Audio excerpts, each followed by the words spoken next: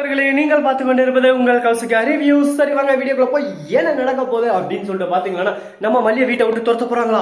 அது மட்டும் இப்ப நடக்காதுங்க. மல்லியை வீட்டை விட்டு துரத்துட்டாங்க. அடுத்த செகண்ட் நம்ம வெண்பா குட்டி மாசா கிளாஸா ஸ்கூல்ல இருந்து வந்து அப்படியே ஆட்டோவில் இறங்கி மல்லியம்மா அப்படின்னு சொல்லிட்டு ஓடி போய் கட்டி அணைச்சு, எங்க மல்லியம்மாவை யாரு உங்களை நூக்கி தர சொந்த உங்களை என்ன பண்ணுவேனே தெரியாது.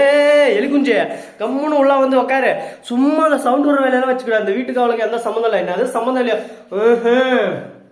கோர்ட்ல இருந்து வந்து என்ன தாத்தா கிட்ட அனுப்பிச்சிருவாங்கன்னு சொல்லிட்டு தான் மல்லியம்மா வச்சிருந்தீங்க. இப்ப என்ன அப்படியே இங்கே இது பண்ணிடலாம்னு பாக்கல. மல்லியம்மா முடிக்கிட்டு நீங்க மல்லியம்மா அனுப்பிச்சுட்டீங்க, அடுத்த செகண்ட் நான் தாத்தா கிட்டக்கே போயிருவேன் அப்படின்னு சொல்லிட்டு பிளாக்மெயில் பண்றேன். நீ எப்படி போன காலு சூடு வச்சிருவேன், என்ன புள்ள காலுக்கு சூடு வைக்கிறோன்றே அவ்வளவுதான் தெரிஞ்சுக்கோ. என்ன பத்தி நீ என்ன வேணா பேசுறஞ்சுதான், புள்ளைய பத்தி எதனா பேசினேன் போலந்து கட்டுருவான் அப்படின்னு சொல்லிட்டு மல்லி சொல்றாங்க. உடனே விஜய் உள்ளாந்து வந்து, என்னதான் பிரச்சனை உங்களுக்கு, என்னதான் பிரச்சனை மல்லின்னு சொல்லிட்டு கேட்க, நான் எந்த பிரச்சனையும் பண்ணல சாமி, உன்னை நம்பினத்துக்கு நல்லா என்னை வச்சு செஞ்சு விட்டேன், நான் அவ்வளவுதான், வாழ்க்கையில இனிமே இதானா ஒண்ணுன்னு வா உனக்கு அப்புறம் இது அப்படின்னு சொல்லிட்டு எந்த பார்வையில சுட்டு வச்சுட்டு அங்கிருந்து கிளம்புறான். உடனே மல்லியம்மா கையை பிடிச்சி, மல்லியம்மா நீங்க இருக்குமா, என்னடாடா மல்லியம்மா எதுக்கு இப்ப வெளியே போக சொல்றீங்க? டேய் அதெல்லாம் உங்களுக்கு சொன்னா புரியாது, எனக்கு சொன்னா புரியாதுல்ல. இப்போ அவங்க எல்லாம் உங்களுக்கு ஓகே லெட்டர் வந்துருச்சு, எல்லாம் எனக்கு தெரியும். அவங்க எங்கிட்ட சொல்லிட்டு தான் போயிருக்காங்க. மல்லியம்மா இந்த மாதிரி வீட்டை விட்டு போனாவோ இதனா ஒண்ணுன்னா என்கிட்ட வந்து சொல்லு, அடுத்த செகண்டே கேஸை மாத்தி விட்டுறேன். அது மட்டும் இல்லாம இன்னும் கொஞ்சம் நாள்ல திருப்பி விசிட் வருவாங்களாம். அப்ப மல்லியம்மா இல்லையானா அடுத்த செகண்டே என்ன தாத்தா கிட்டே அனுப்பிச்சிருவோம் சொல்லிட்டு இருக்காங்க. நீங்க இதே மாதிரி பண்ணுங்க, உங்களுக்கு சீக்கிரம் வைக்கிறேன் ஆப்பு. எங்க அம்மா இல்லாதாலும் நானும் இருக்க மாட்டேன். டாடா உங்களை என்ன சுத்தமா பிடிக்கல எனக்கு. உங்களுக்கு ஒரு தேவை கிளம்பும் மட்டும் நல்லா மல்லியம்மா காலை பிடிச்சி கெஞ்சுறீங்க, தேவை முடிஞ்சா எட்டி காலிலே உதைக்கிறீங்க. என்ன டாடா நினைச்சுருக்கீங்க உங்க மனசுல அப்படி இப்படின்னு சொல்லிட்டு வெண்பா குட்டி பேச ஆரம்பிச்சிடும். அப்படியே நம்ம வெண்பா சல்லத்தை பாடுறாடே இந்த அளவுக்கு பரவாயில்லைங்க. ஆனா இந்த மாதிரி பாசம் இருக்கிறோம், ஏன்னா நிறைய பேர் இருக்காங்க அப்படியே சும்மா சரியான சுயநிலை செல்பிஸ் இருக்கிறதுல கேடுகட்ட கேரக்டர்னா அது நம்ம விஜய் தான். அப்படியேப்பட்ட விஜயை கழிவு ஊத்துனா என் வாயில நல்லா வருது இப்ப.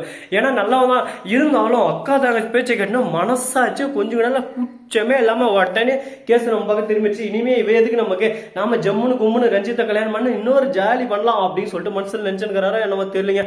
கேடுகட்டம் இவங்கெல்லாம் நல்லா நீங்களே கழுவி ஊற்றிட்டு போங்க.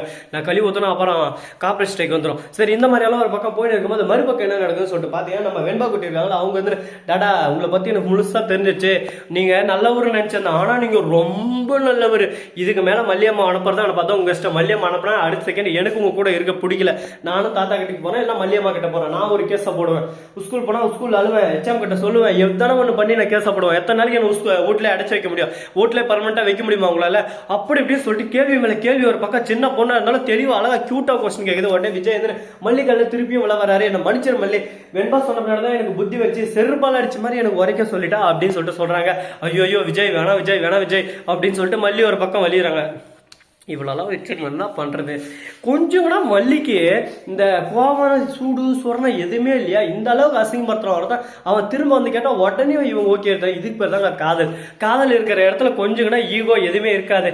அடுத்த செகண்ட் அது எல்லாமே உடைச்சிட்டு அவங்க பேசினா போதுன்னு சொல்லிட்டு அந்த அளவுக்கு லவ் இருக்கு. அந்த லவ் தான் நம்ம மல்லி கிட்ட இருக்கு. ஆனா விஜய் கிட்டயா ஒரு சும்மா தேவைக்கோசரம் யூஸ் பண்ணிட்டு தேவையில்லாத தூக்கி போட்டு போயிருவாரு. அப்படியே பட்ட கேடுகட்ட கேரக்டர் தான் விஜய்.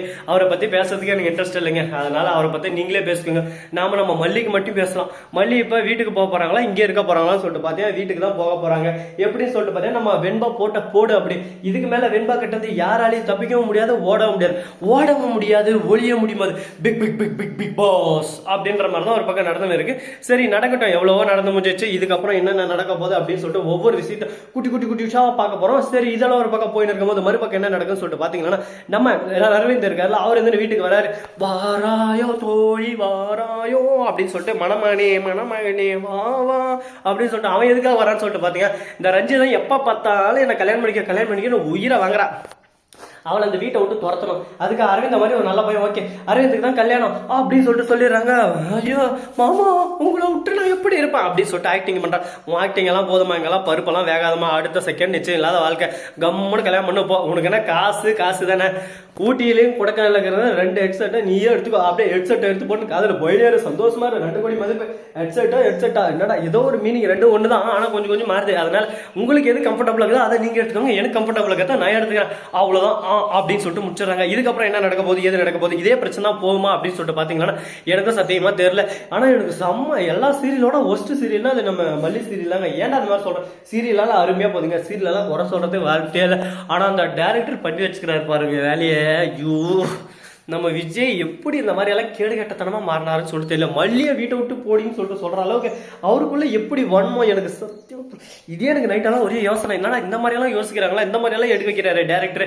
அப்படியே அந்த செகண்டே திரும்பி என் பொண்டாட்டி நீ யாரு வெளியே சொல்றது, நீ போடி வீட்டை விட்டு வெளியே அப்படின்னு சொல்றது இவ்வளவு நேரம் ஆகும். நல்லா இருந்துக்கல அப்படி சொல்லியிருந்தா இவ்வளவு அழகா இருந்துக்கும். பாக்குற நம்மளுக்கு ஒரு பக்கம் கண்ணு குளிச்ச மனசுக்கு நிம்மதியா இருந்துக்கும். ஸோ நண்பர்களே, இந்த வீடியோ பிடிச்சதா லைக் பண்ணுங்க, கமெண்ட் பண்ணுங்க, ஷேர் பண்ணுங்க, டிண்டிங் மேல தட்டி விட்டு போங்க. அப்பதான் நான் போற அடுத்த வீடியோ உடனுக்குடன் வரும். மிக்க நன்றி, தேங்க்ஸ் ஃபார் வாட்சிங், டாடா, see you, நன்றி, வணக்கம், வந்தனம், வருகை தருக.